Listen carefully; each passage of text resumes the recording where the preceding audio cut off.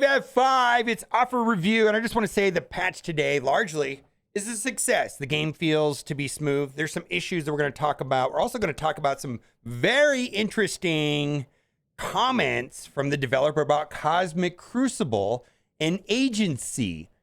It's going to make you scratch your head, especially when you think about these nonsense room bonuses. We're going to talk about it.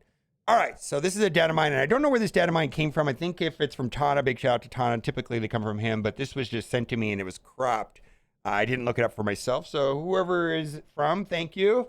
And there's some room bonuses, specifically targeting nowhere, 20% damage armor to all defending war-ready allies, extra 10% war-ready cosmic villain allies. Then this is the one that's the most interest to me. It will be a room bonus for 100% primary stats to defending Thanos and Black Order allies. If not exhausted, apply 3 safeguard, evade, offense up, and speed up. So exhausted is going to be this new mechanic, which is on MSF.gg, where every time that you go back into a battle, they become exhausted and they get a decrease to armor damage, focus, resistance by 20% per stack, increase incoming damage by 20% per stack. So this is going to be in a mechanic so that the second hit will be easy. And we'll have to see how these new room bonuses and everything plays out. So the idea is that Black Order probably will be challenging on the first attack, and then the second attack they'll have exhausted, and then they won't get these boosts. And there's also another room bonus where primary stats to war-ready attacking allies, extra 10% war-ready attacking nowhere allies. So we're going to have to see. Now, this is a video from a year ago when they were talking about the design intent for Cosmic Crucible. And I want to play this because it is shocking how much they have changed compared to what they initially said. This is actually appalling, and it actually pissed me off when I watched this video. We're going to play it right here. They're talking about Cosmic Crucible. This is a year-old video. There may be a few teams that have mode-specific bonuses for Cosmic Crucible. We are planning on encouraging theory crafting, creating new different types of teams, mix and matching teams, even ones that we hadn't necessarily designed or thought of. We're really excited to see what our players come up with here. Okay. Yeah, so that brings up kind of a good question on how are you kind of looking at this mode to ensure that over time there's going to be kind of a diverse meta, not just you see the same team every single match? 2 primary mechanics. So the first one are rules. And so these rules are, if you've played Alliance War, you're not gonna, these aren't unsimilar to the types of room bonuses that you saw in War, but we've sort of taken that concept and dialed it up to 11. So rules are going to be associated with kind of each of the different sets of defenders that you need to both set your defenses for and fight against. These rules are extreme. So like an example would be there might be a set where speed bar increases from abilities, both positive and negative, just do not work. They are literally saying that room bonuses are going to encourage theory crafting and diversity. And what it has become is that you must put Wakanda here, you must push Tangled Web. They lied, or they just didn't understand it, or they changed their mind. But they have gone they need to know that they told us this when they sold this Cosmic Crucible, not this bullshit Eternals Tangled Web nonsense, which is trash. I can't believe how garbage it is. What were they thinking? They obviously changed course to change. It's trash. All right. Bang for your buck improvements. Trying to turn up the volume and get an even bigger bang for your buck. We've added some increased rewards to keep up the event valuable players. We're progressing through expanding our game for players at Commander level 80. Making your purchases on the web store will now also grant the following. And so there's some improved bonuses for spending money on the web store. Then we've got 2 new costumes.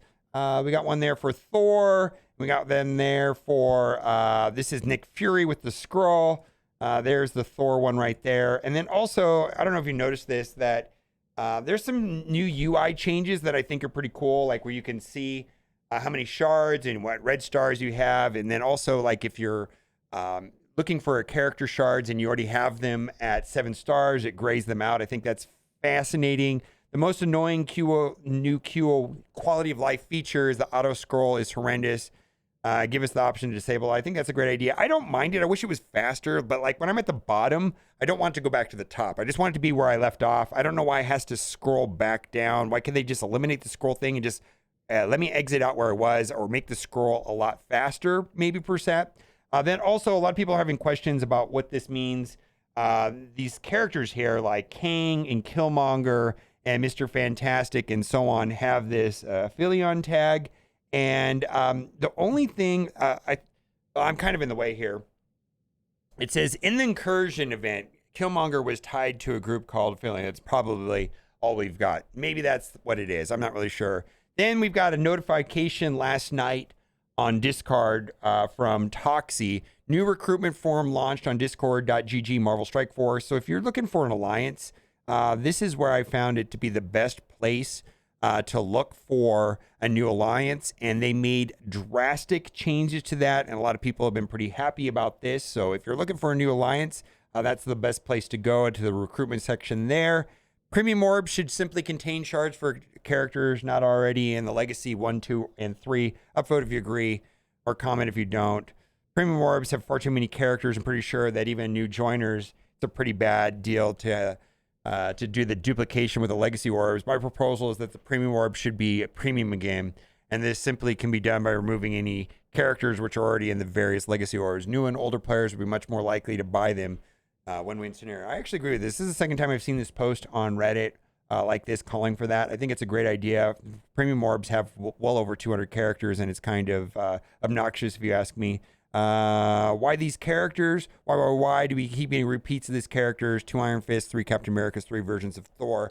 We look at like other games like Galaxy of Heroes, they sometimes have 5 of characters, and same thing with Marvel Contest Champions. I don't even know how many Iron Mans they have in Marvel Contest Champions, but it does get ridiculous, but I understand the sentiment. I've seen that before. Rework the freaking Guardians of the Galaxy already. You would have thought they would have, but that was probably the biggest disappointment of the patch, is that they're just not doing that. They want us to buy new characters. I think they feel like it's too much work to rework characters, and they rather just sell us new characters. I didn't know I needed this quality of life improvement, so I logged in after the update. I go to the store to get my gear, and I noticed the max characters now say max and grayed out. I think that's fantastic. And then the incursion raids were screwed up. And interestingly enough, that this was posted like an hour ago, and it says, "Oh, Scopia at it again. Incursion raids been finished without 5 stars. Get them before they fixed it." And yeah, you could see this right. Incursion is now working without 5 stars. Well, it was fixed. And which is also kind of brings me to this, is like, we love fixing bugs, especially if it helps the player base, right? Yeah, I don't even know how long that was up for, but maybe a couple hours. But it was fixed by the time this post was, within like 30 minutes of this post going up, it got fixed. Anyways, that's what they do over there. All right, so Kang is inside the Battle Pass, and actually I was looking to buy this, but I think I'm going to do the Battle Pass instead. In fact, I already purchased the Battle Pass because there are some Kang shards in there, enough for what I want to go up to the next star level. But this is reasonable enough if you're looking for these characters. They've been super stingy with Kang, and Kang is a very important character. I mean, he's probably one of the more important characters in the game right now, for sure. Then also we got the Spring Sale, Season of Rebirth. Talked about this the other day, but if you're looking to get this team up and running, they're a raid team, and raid teams usually have a shelf life of about 9 months, so keep that in mind. Agatha, it should have been farmable a long time ago. I kind of like Agatha and Icarus. They've been, holding on to them for a long time. So if you're looking to finish up Agatha, that's reasonable enough. And then we've got another incursion team. So this gives you basically 4 buckets for $35. Now, there were individual offers sprinkled for the last couple days where it was $10 for $35. So this one right here basically will get you all 4 I know I personally bought the World War II one to get them to 5 stars because I felt like the Blue ISO 5 was worth it for me to help me get closer to a big boy Apocalypse. And there is the Captain America one as well. I felt like these were reasonable enough. If you want to do that, that's fine. I'm not going to buy this, but I know a lot of people are big on dark promotion credits. And then we've got an offer right here. Again, this team's been out for a while, and it feels like to me that raid teams only last for about 9 months. So I'm not sure how much longer this team will be good for, but there you go. There we've got War Dogs, which has been effective.